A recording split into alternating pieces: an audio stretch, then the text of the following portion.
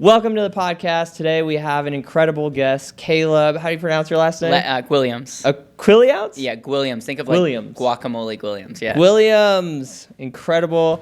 In the financial services, so I'm super stoked to hear his story and add some value to the podcast. And it's a pleasure to be here. Love your studio. Love the setup. I know we were chatting off camera just about all the different things that you're up to in the world. I'm grateful to be here in Vegas with you. Let's go, bro. I'm excited to hear about you. So you were born, and then what happened? Yeah. I was born. The question I actually like to ask is, how did your parents meet? Oh, that's interesting. Because that you get a lot of context of someone's background. And so my parents met in Wisconsin at a church, and then my dad, knew how to play guitar, and so got invited on this camping trip, and then the rest was history. No way. How old were they? Were they I think they were in their early 20s. Oh, okay. And so nothing crazy there. And then I was born in Racine, Wisconsin, and then my dad was a PhD molecular biologist, moved up north to Wisconsin. I'm the oldest of 6 kids. Dude, let's go. I was homeschooled all the way through. Nice. Which was very interesting. And I there's a lot of things that I could say, but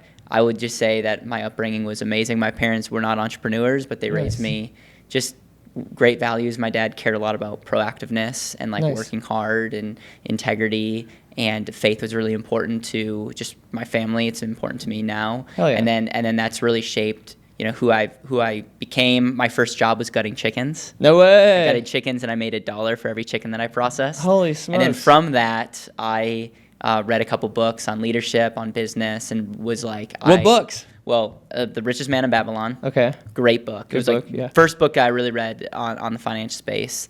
And, obviously, Rich Dad, Poor Dad was one of those books as well. And then Good to Great is a leadership book. Jim Collins. Read all those books. And those 2 books early on really shaped level 5 leadership. Get the right people on the bus. If you get the right people in the room, you'll be able to go to places that you wouldn't even dream of. And then The Richest Man in Babylon is very more principle centered. It's not going to tell you to do real estate or do this product or this product. It's more of pay yourself first. Yep. And there's some certain dollar cost average. Yeah. And so it was really key. And so that was very much foundational. I've obviously loved Dave Ramsey, and I just thought the world of him. And so all that to say, I got a job at a bank when I was 17. That's a crazy story in itself. I met a person who had one phone call, and that one phone call got me a job at the bank because he was on the board. And so that was I was learning just early on, an early lesson. It's sometimes not what you know, it's who you know. And then worked at the bank, and I just made it my personal mission to do whatever I could to be as valuable as possible. So I worked as a teller. We were a community bank, so we would do radio ads. So I learned how to write radio ads. I worked a little bit in our loan department. I really loved the investment side of the business. Yeah. And so I got to work on our investment department as the investment assistant. This was in Wisconsin? This was in Wisconsin, and then when I turned 19 years old, I was going to school full-time, working in our investment department, living at home. And the person who was running the investment department of the bank left, and at 19 years old, I took over the investment department of the bank. That's crazy. And so that really paved the way to all the things that I've learned, the people that I've met. I look back, and I'm just so grateful for Jim Collins actually talks about this, about increasing your luck surface. You can't, some of the things if I lived life 1,000 times, you just couldn't make this up. Yeah. And yet I worked really, really hard. And so I created some of the luck, but some of it you just have to realize, I was for sure in the right place at the right time, and I worked really hard, and that combination was like a 1-2 punch. 100%. And started Better Wealth when I was 21, so left the bank. I had this vision of if people are understanding what I learned about wealth, and just of efficiency. I'm obsessed with the concept of efficiency, of removing friction to get to where you want to go. If people understood this, there'd be a line outside the door. Yeah. And I liked working at the bank because it gave me status, but I also was there's something I could be doing more. I want to be marketing to people. And when you're working at a bank, you can't really market that much. They're a little hesitant. And I was also this whole internet thing, people will be working with us on the internet. This was 8-9 years ago. Yeah. And so left the bank at 21 to start Better Wealth, started in the basement of a Papa John's building. Let's go. And self-published a book, started a podcast. I'm a fan of relationships over listeners early on, of just who you know is huge. And have been growing better wealth ever since. That's Let's like the go. nutshell That's the from condensed version? parents meeting to That's pretty quick.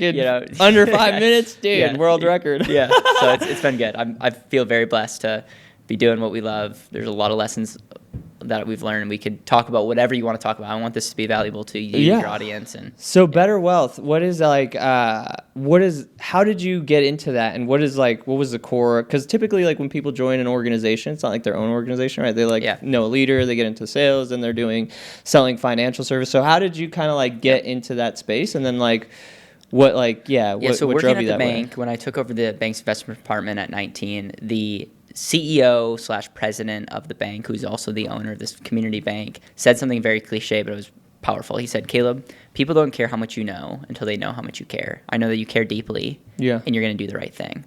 So one of the best things that I did, and this is something that if you're listening to this or watching this, I would highly encourage you to figure out your version of what I'm about to say, is I decided that I was not going to pursue money, but I was going to do whatever I could to be as valuable as possible. So what does that mean? That means understanding how this whole money system works and understanding like how to understand wealth strategies. Typically, financial advisors are glorified salespeople. They work in an organization, they take their tests, they learn the system, but it's just a way to sell the product that they're representing. And I'm really grateful because I'm charismatic enough where wherever I would go, I would be pretty decent. But I was so grateful that I didn't have a direct mentor like locally to teach me how to sell their thing. Right. I made my own mentorship path. And what that allowed people to pour into me, but they didn't necessarily have like an incentive to be like, I'm going to pour into you so that you sell X, Y, and Z. Like I'm going to share with you, but I had to like really be a self-driver. Right. I paid out of pocket for something like, so if you look back at 21, 20, 21, even when I was 19, I didn't make that much money.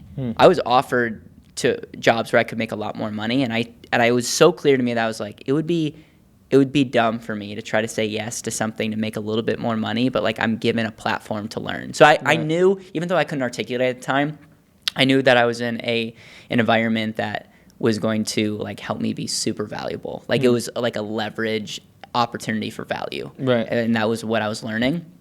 So I just really took that seriously, and it's helped me become the person I am today. And I just knew that if I could learn some of this processes and systems, that would be able to take us to where we are. And I'll say one other thing. I was working at the bank, and it kind of sounds funny now, but when I left the bank at 21, it felt pretty risky. Yeah. Because I like walked away from something like a really good gig. Right. A second largest office in the bank. I'm this young kid. Like, yeah. It was a good gig, but I just knew like I was gonna die someday. I think about my death a lot, actually. And I was just like, I do not want to get to the end of my life and regret not doing what I believe God has gifted me to do. And so that like really drove me to say, okay, what's the worst that can happen? We live in America. My family loves me. I have friends. Like, I'm not going to be on the street. They don't throw you in jail if you fail in business. I mean, you even said like you've had, you've been bankrupt before and all. Like you're fine. Yeah. It's and so it's like I think what we find is so many people are afraid of what other people are going to think of them. Yes. And they're afraid of, lots of different things, and that fear ultimately lords over them the rest of their life. And, a lot of people would say, like, slavery doesn't exist anymore. Yeah. And I don't want to get super political. I think a lot of people are enslaved to other people's expectations. 100%. So you talked about fears. Have you read Outwitting the Devil, Napoleon Hill? Only like 7 times. Yeah, it's one of my favorite books. So it talks about like the 6 fears that plague mankind, and that's a big one. Yeah, fear of criticism is like number 2 or 3 or something. So, dude, you know what I really am enjoying about this, like, and I don't know you very well, but how much it seems like you read, and I think that's a huge thing that people don't. I am a ferocious reader. Like, I avidly read, like, every single day, like an hour to 2 hours a day. And because of that, that's like the sole reason why I've expanded my consciousness, and, material things are a byproduct of that. Like, you can only get as far as you expand your consciousness and your belief, right? So why do you read as much as you read? I'm dyslexic. Yeah. Okay, so I don't read much like sitting down reading, but I love to listen. Yeah. And one of my favorite quotes is the solutions that you find your weaknesses become your greatest strength. Yeah. Okay, so the solutions that you find your weaknesses growing up become your greatest strength. And because I'm not a great reader, I have a pretty above average ability to audio retain things. Yeah. So I like still remember when I like listened to books of like Think and Grow Rich, Outwitting the Devil, A Millionaire Next Door, all these books, How to Win Friends and Influence People, The 7 Habits of Highly Effective People. Like I literally remember where I was, like either walking or in the car. Like it's a weird, I remember, like I remember like how I felt That's learning incredible. some of these things. So I listen and I love to learn. Yeah. I would actually say it's interesting. We can talk about this if you want. Early on, I read a ton. Like I listened to all kinds of podcasts, listening to entrepreneurs and books and all. And now recently, I have a desire to I just want to reread some classics. I almost don't want to fill my head with a bunch of things because as an entrepreneur, sometimes sometimes ideas are great and they expand, like you said, your consciousnness.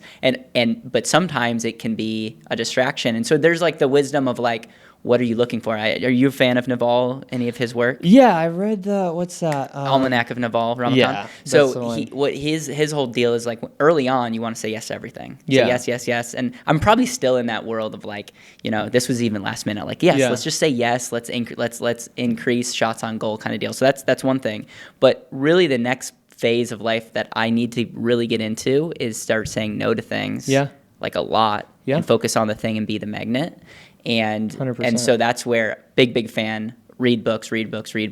Once you find that thing though, don't let things distract you from doing that thing. And there's a for sure everyone's a little bit different. And so for me, that's been a journey, but I'm who I am because of the inputs that 100%. I feed my brain. Yeah, dude. I mean, I physically read. I was dyslexic. I think it's just a label, right? But I physically read and I also listen to audios. So I do both of them. I'll read the book. Do it at the same time? No, I'll read. I listen to audios when I'm driving, gym, anywhere where I'm not don't have the time to physically read. But I love physically reading now, and it triggers two different parts of your brain, when you physically read versus audio. But either way, the information absorbed is key. And I want to talk about just slightly the transitioning to the Naval's concept. I found myself recently, having to face some decisions like that. I don't know if you're familiar with the corporation called Fast Cash America. They own Super Pawn. They own they're basically the biggest pawn shop owners in the United States. They have 2,000 locations. They also have a level of financial services. They hold the loans on all the things, right? Big $6 billion company, right? My mentor just sold his, it was a luxury consignment store here in Vegas. He just sold for 9 figures out the door. So they took over. He plugged me into their corporate system, and we're going back and forth. They wanted me to be the talent for Fast Cash, commercials, right? So it's a big deal. They would have a lot of influence on my personal stuff, and also they would have we have a separate agreement to be the production arm, the media service for their thing. So it's a big deal. However, because of I'm expanding into this space and the time allocation, I'm finding myself in that position. It's I would have said yes, right? But I discussed with my wife, hey, look, I think I'm going to say no to this. It's a big, multiple 6-figure deal. We're going into this. So now I'm going to be spending 6 figures on that. So I'm basically saying no to income while pushing out income a lot. So it's polarizing. It's very polarizing.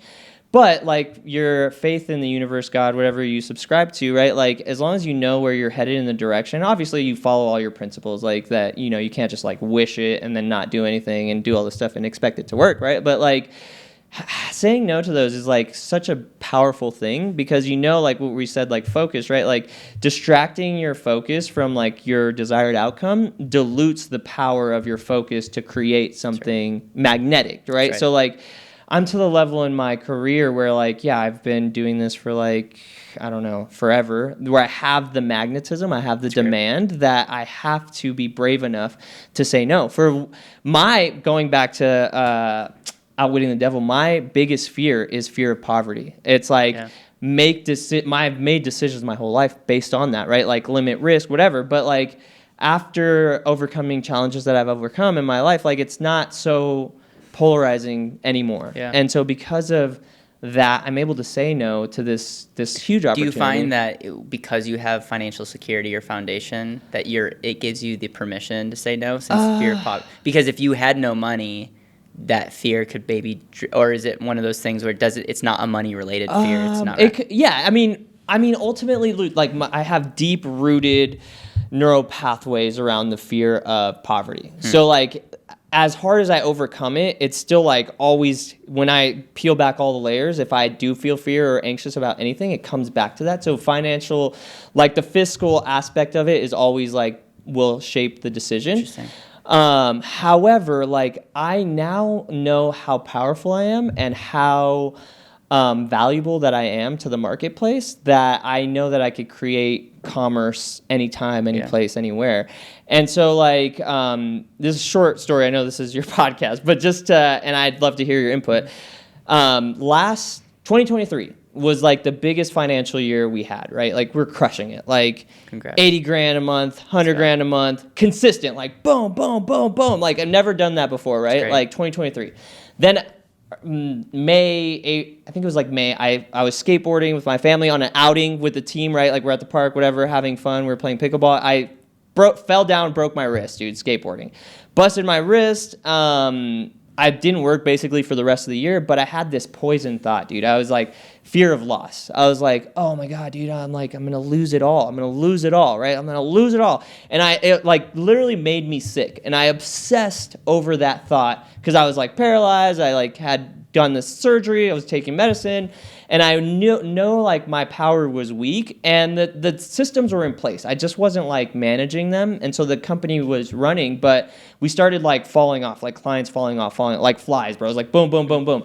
To where we went from, like 100 grand a month to like 10 grand a month, right? So we did do layoffs, like I had to do everything. But it was because I hyper obsessed over that fear of loss, of like, I'm going to lose everything. What am I going to do when I lose everything for a year, like straight, right? Or like 7 months. 2024 rolled around and I like bounced back, bro. Like I literally crushed it, right? 24 was a great year. And so that 24, my biggest lesson was to release fear. Like fear is like, it's not conducive to anything. Fear and faith are the same polarizing energy, right? It's like an imaginative thought that you have that you could obsess over, and either you're on the fear side or the faith side. Whatever side you obsess over will materialize in your, physical reality. So in 23, I realized that I obsessed over this fear thought, which ultimately was linked to the fear of poverty. And because I thought about it so much, it materialized. 24, I like had no choice but to materialize faith. I was like, I have the faith. This is gonna work. This is gonna work. And then I bounced back. Crazy. It was a great year. Now, like knowing that truth that I came to from the failure. Now I know, like I could say no to a multi-six-figure opportunity because I know that this is going to turn into a multi-six-figure opportunity, just like the studio, right? Outside of the production business. So having the power and knowing my truth through like these failures in business or through the practice of it is what allows me to be brave in making those decisions. Not to like, bro, I've been kicking it around like for like a week, right? Like literally losing sleep. Like, should I do this? Should I not do this? I could systemize it. I could put it on Pathfinder. But like what I've learned with energy exchange in business, like it doesn't matter like how systematized your process is, it's an energetic exchange. And the higher like dollar amount for the energetic exchange, like that doesn't come without an energy exchange. Like there's a toll to be paid for that, Well so said. Sorry, I know I like hijacked that for a little bit. Said. I think the fact that you've come to that conclusion and you know yourself better means you're successful. Like if we change definitions of what success looks like, right. Like you are more at peace with you. 100%. I would say that's pretty successful. What about how much time do you get to spend with your family? Like are you pretty like time free, like based on like it's something that I need to probably be better at. Because there's time that's spent, but not always quality time. Yeah. And I think that's the blessing and curse of being an entrepreneur is like you're always thinking. But I would say I spend a good time with my family. I work remotely, so I'm able to work from home a lot. I mean, obviously we travel a lot, but like that, and we're going to homeschool, and that's a value we have. It's not booked yet, but like we're most likely going to spend a month in Thailand later this year, and I want every year to create like what does it look like to spend a couple weeks out. And so that's again, like I 100% agree with where you focus on. I also think building the right teams and systems allow you to be able to focus on the highest leverage stuff. Yeah. And it would be a shame to try to focus on things and then like my daughter's 11 months. Yeah. And I am a fan of the stoicism concept. And so I think a lot of like, in 20 years would give anything to hold my daughter. Yeah. And so it's one of the things, I'm ashamed to say this, having a baby has really helped me disconnect. Pre-baby, being married though, it wasn't. Like it was great. Yeah. I love being married.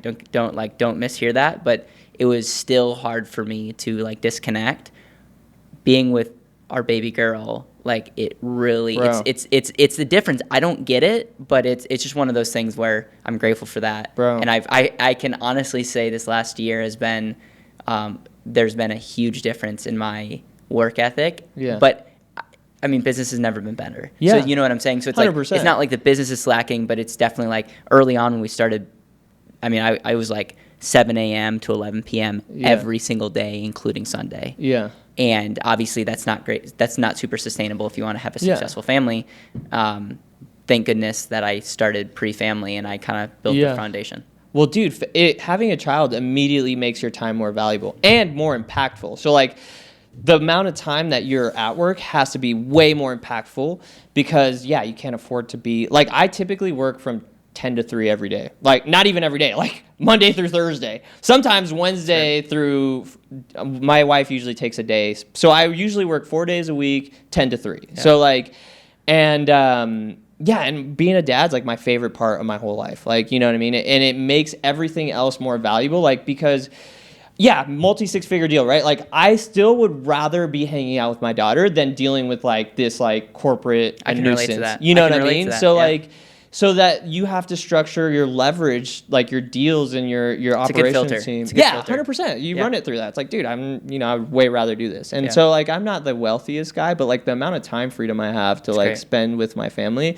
is probably like my favorite thing. And so like building at that pace is, like having a child completely recalibrates. So are you planning on having like 6 kids too? I am planning to have as many kids as we can have. Yeah. So health is really important to our family, my wife especially, and so I think I'm going to let her lead the charge there. I'm going to let her lead the charge there, but that's another thing. It's like when I think back, it's something I know I will not regret. I'm not going to be like, oh man, we had one too many kids. It's never going to be a regret. Like I guarantee you I'm never going to think that. And so if I'm never going to think that, then would it be possible that I regret not having as many kids? I don't know. I don't know if I'm spot on or way off on that mindset, but that's the mindset that I have. Yeah, I don't know if we're having any more children. Potentially maybe one more, but like I don't know about it. My wife is an entrepreneur and she's like helped me build all the businesses, and so like she's very always torn between like working and being at home with the girl and stuff. So like it's we'll see how it goes. And but yeah, I mean, I love the family. I love the children. I just know like another kid's going to be like the time commitment, you know what I mean? To be that involved with a whole other like person. But for now, I mean, I love our situation and, you know, businesses are growing. So it's like, it's hard to divide time. But yeah, like like yesterday, for example, I had like all kinds of fires, right? And I think it's because I skipped the gym to begin with. I'm already more irritable, and I didn't. She sleeps like next to us, but then she wakes up in the middle of the night and like climbs on the bed and she like kicks me, bro. It's like WWF in there, like, you know, or WE, whatever. Sorry, like, but so I didn't sleep well. I skipped the gym to sleep in a little bit, and fires all over, right? Like clients, staff, this, that, whatever. And I was like, and then I've been working like 8 a.m. to like 6 for the last 3 days, which is abnormal. So my wife is pissed. She's like, you're not home for breakfast or dinner, or like whatever, right? So I'm like, have the pressure on top of all that. So I'm like, whatever. I clock out, I leave here at like 11 yesterday. I went home, but I was still like very irritable, right? Like, and I was just looking at life through the wrong lens. So I'm like upset about all this stuff. And we went to like Curry or something. And I was like, you know what? I'm like, I'm just going to clock out of the world. Turn my phone off. I like went with them. I came home. I took a nap, and I was like, great. And then like by like 4 or 5, I was like, I don't even know why I was so upset. Like, you know, like, yeah. So I think, yeah, calibrating your energy and not letting that bleed into your family is like super important. So how do you deal with that? Like, how do you calibrate your energy and not let it affect your family? It's interesting. James, probably, who's off screen, he works with me, and he'd probably be a really good person to answer this. I don't really get stressed. Yeah. I know that sounds crazy. I'm just like and some people when they would look at me, they'd be like, "You're not very present," because I'm always thinking about different things. But yeah. I'm like, I think I'm pretty dang present, or I can be. Yeah. And it's just one of those things where I think it's just perspective. Yeah. I have like this perspective of it's all gonna be fine. It's gonna work out. We're all gonna die. Yeah. 300 years, it's not gonna matter. And then 100%. The things that like my faith is really important to me. So it's like if I actually believe that in the things that I believe, I shouldn't actually get worried about these things. Yeah. Because it's in the end, it's all in a way meaningless. Yeah. Not saying like there's purpose to all this, like relationship purposeful, but it's like in the end, why do we get stressed about the things that you know? But I will say, the fear of poverty is probably my number one thing as well, just to be clear. Wow. It was either criticism of like, okay, what my dad thinks of me, but then when I really got like over that, I would say just like, am I good? Then like there's just like fear of like poverty, which is so weird because it's like we have friends that would take us under their wing and all. So it's like, I don't know why. It's like I don't fear. So maybe it's still like the fear of being poor and having nothing, and then what people would think of me. I'm not sure what that looks like, but I will say that from a financial standpoint, I have a cash buffer, and you could look at my portfolio as a finance guy, be like, oh, you could make better money in crypto or other things, and I think more clear, and the rate of return of having a buffer in my business and in my personal life is huge, and that for me is something that I have established. And that is a tool that helps me show up more powerfully, which is like the whole concept of wealth is like, what do you want? Yeah. Get really clear, define that. Most people suck at defining what they want. Yeah. And then live it. Yeah. Well, and I think wealth, and I'm sure you could attest to this, like there's like the millionaire fast lane, right? The slow lane, which is like dollar cost averaging. Like that's just a fundamental principle. Richest man in Babylon. Like you should be doing that hands down. Like before you know it, you have like money and you're like, holy shit. Like I think we do like $750 a week, dollar cost average into the market. Like that's like a bill. Like it's just a fundamental principle. Like, but are you going to like freaking make $10 million like this year doing that? Like probably not. But like it is literally just a habit. So like I think building wealth is a habit. So like there's no like, you know, there's no secret magic sauce. It's just like 10% at bare minimum. Like if you could afford more than that, do more than that. Like, you know, but outside of that, like you should build fast lane systems. Like you should build a system that could produce high income. Cause like wealth habit, for me, my perspective, right? Like I'm not in the financials. Talk to this guy, talk to a professional, But yeah, you need to earn a lot of income before it could be invested properly, like, you know, or responsibly or whatever. Like, so there's that. It's like create a fast lane system, something that could produce like solve a problem, become valuable in society, figure out how to create lots of income. Then at the bare minimum, invest it 10% dollar cost average into like, someone you trust, and then, you know, with your other like aspect of your portfolio, real estate, risky investment, startups, whatever, like that's to your like own disclosure, right? But like, I think that, wealth is a habit.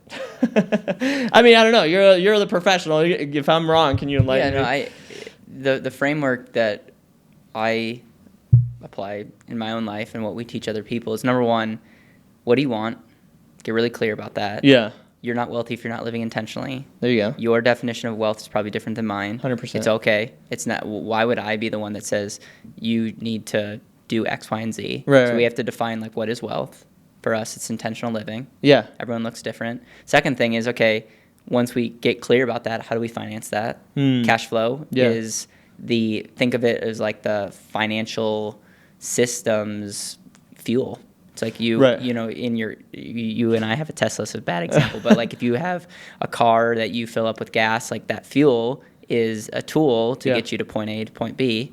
Another example is like we're not consciously thinking about our heart pumping, but our blood flow keeps us alive. Right. And your financial life will crumble if you don't have cash flow. Right. So when we look at cash flow, there's a couple things. If you need to make it first. Yeah. A lot of people come to us and they're like, where should I invest my money? And I'm like, dude, you need to make more money. Yeah. So like instead of like focus on anything other than like you are your greatest asset. Yeah. Become more valuable. Yeah. And that can be polarizing to people, but like make it and then keep it. Yeah. So I would argue that a lot of entrepreneurs should focus on tax strategy. Yeah. Because majority of people are overpaying on taxes. Yeah. And $1 that's literally capped, like it's like 100% return, keeping $1 versus it just leaking out. Yeah, 100%. So it's just like boom, like that's huge. And then from there, it's like where is the best results coming from where I put my money, the input. Because I think of everything from input. Like you have time, you have skill set, you have capital, you have like these are all inputs and they're getting some type of result. Now that I have cash, I can reinvest it in my health, I can reinvest in our business, I can reinvest in my family, I can reinvest it in stocks, I can reinvest it in real estate, I can reinvest in crypto. And every one of those equations have a different input to output ratio. And I want to ultimately invest in the greatest output that serves my intentional life. Right. So it sounds somewhat wishy-washy, but it really isn't. It's very simple. Yeah. And I don't love the concept of retirement of like because retirement is ultimately like the carrot that's keeping you in a life that you hate. Right. It's like why you don't want to be the horse that gets retired. Right. Like retirement, like being taken out of service is not the greatest thing, and yet it's been like we've been seduced by being like retirement is the thing. I would love to be in a financial situation to have the freedom of choice to live intentionally. And even this concept of passive income, I think it's a good concept, but I think it can be toxic because there's people that come to me that are like young and they're trying to figure out passive income. It's like, dude, you'd be way more happier and fulfilled if you figured out how to be happy with actively providing value. And then yes, like once the input to output equation is like once I have money and I can't actively invest it in myself and our business to like make a greater output, then yes, start looking at other assets outside of that. But as an entrepreneur, I think most entrepreneurs need to be focused on where that is, and then they need to have really good tax strategies as well, because most people are getting murdered when it comes to taxes. Dude, I'm so upset about taxes right now. And you're in Vegas, dude. So you already are in a great state when it comes to taxes. But yeah, dude. So does that make sense though? Yeah, like 100%. Okay. Intentional living. I love that. I say that all the time. It's like, dude, I'm not the wealthiest guy, right? And like my overall goal, who knows how long it'll take to be there, but like to me, it's like $10 million principal invested. Like when I get there, I feel like I've made it, and then I could recalibrate my life. How did you come up with 10 million? I just feel like, the new $1 million doesn't get you anything, and like to live the what from a cash flow perspective on a monthly basis would be like if monthly basis you could have cash flow coming in like clockwork, what would be like I've made it, like passive, active, I guess it depends. No, I don't care. Just like, is it 100,000? Is it 200,000? Is it 50 grand? It's like $1 million a month would be sick. Okay, so then 10 million is way under budget, dude. To have like principal invested. Yeah, so if you had $10 million and you wanted $1 million a month, no shot. So what I'm trying to get to is you want to reverse engineer around cash flow. So if for example, if you were like, hey, I would feel really, really wealthy making $50,000 a month, like coming in, so that's $600,000 a year. Okay, what would I need in a nest egg to provide that? So I just think it's a better exercise in saying 10 million or $1 million or 20 million, Yeah. or like it's having a number. Well, 10 million principal invested would get you what, like monthly, like based off your not financial advice, but yeah. I think a really, really safe estimate, just like in safety, would be like 4%. So take 4% of 10 million. Now I think if you have flexibility, you could take higher return. I mean, this is what my show is all about. We'll talk to different people that have different concepts. Obviously, being young, so if you could be flexible, like when the market's up or when investments are doing well. I mean, there's credit funds that potentially could earn you more. But I think would be like really conservative is take 4 or 5%. Someone watching this would be like, oh, I could get double that. Yeah.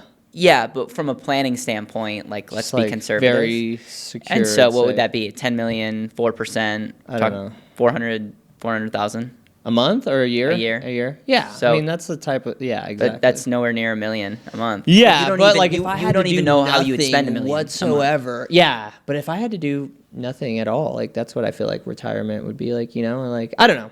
But we're not anywhere near that number of but principal. I would encourage you to get that number. Mm-hmm. What is that number today? Of monthly passive income? No, forget passive. Just what's that number? What's that number? Is 50,000, 100,000.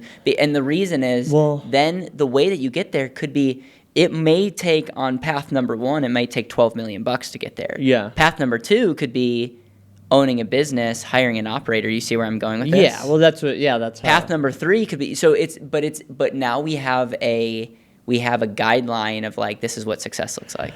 Yeah, I mean, as an active business owner with active businesses conducting business, $100,000 a month is not anywhere near what our month net is. Right. You know what I mean? So it's so to me, as an active, but we're talking net numbers. Yeah. Oh well, I wasn't. I was talking about gross revenue. $1 million a month would be sick net number. Yeah, yeah, and that's when you're saying that. I was like, well, that's great, but it would be hard. I would have a hard time spending $1 million a month. Right? Yeah, that would be sick though. I don't know what I would do with that either. Just ball uncontrollably. That's all all I've ever wanted. Buy a lot of watches, right? Buy even more watches. Yeah, ball uncontrollably. That's all I've ever wanted to do. Just ball uncontrollably everywhere I go. But really, that really looks like just giving abundantly, and which I do anyways now. It's it would just be more. Probably just give more. It would be sick to just walk around and give people $10,000. That would be sick all day long. Be like Mr. Beast. Yeah. I just want to land the plane here from just this concept, because if you're watching this or listening to this, we got way off. Is figure out what that dollar amount is, whether it's annually or monthly. Monthly is probably best, and then there's a lot of different ways. There's hundreds, if not thousands of ways to get there. And I think a better way to think about financial planning is just viewing where am I going to get the best input to output ability to make that happen. And for some people, it's literally investing in the S&P and doing their thing and getting the 4% rule. For other people, it could be flipping real estate. I was just with Ryan Pineda, that they teach a lot of real estate flipping and all. For others, it could be building a studio and all. There's a lot of different ways to do that, and then you all ultimately want to make sure that way number 1 could be better financially, but could rob you emotionally. And so it'd be, and again, going back to what do we actually are trying to optimize for? Are we optimizing for net worth? Are we optimizing for cash flow? No, those are just the tools to make what we want to do possible. Right. So you could be all about intentional living, but then your financial life could be a wreck. Yeah. And so that's not intentional. But your finances could be dialed in, and you could be dead inside. And so there's that it's it's a balance of, and it's from an internal communication of how do you get both of those and balance well, and it's a constant journey. Yeah, I mean, it's a constant evolution. So let's pivot a little bit. Okay. You love to read books or listen to books. What is maybe an eccentric book that you've read that you enjoyed that is maybe not on the popular list? Oh, that's a great question. Is Naval Ravikant a popular? He's breaking. I think he's popular. Do it. Let me grab my phone. I want to see. I'll take you through my Audible lineup, and we can see. Yeah, dude, I'm always curious to see what people are reading, what I could glean, because I run into that where I'm like, dude, what's out there? All right, so The Goal is a book that I've read, and the whole purpose of The Goal is to focus on constraints. I'm reading a book called Redeeming Your Time, which is really helping me identify from a time perspective and really being intentional with how I use my time and creating systems around that. I'm reading a lot of books on Stoicism, so shout out Ryan Holiday. Let's see. Let's go all the way back to, I'm a fan of Napoleon Hill. I love the book Who Not How, 10X over books. 2X. I read a lot of finance books. So not that it would be relevant to a lot of your audience. Fan of a lot of Robert Kiyosaki stuff.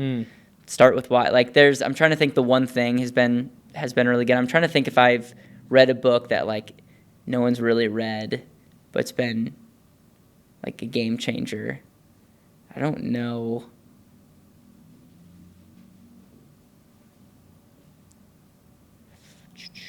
Atlas Shrugged is a great book.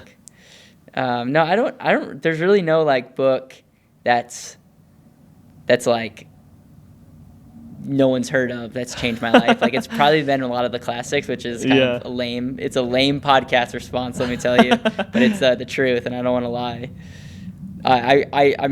How to win? Another question you could ask me is, what are like your top 5? And I would say Stephen Covey's 7 Habits. Yeah. This like super foundational for me. How to Win Friends and Influence People. Amazing book. Outwitting the Devil and Think and Grow Rich. Whoa, that's on your top 5? That's cool. Yeah, we brought it up.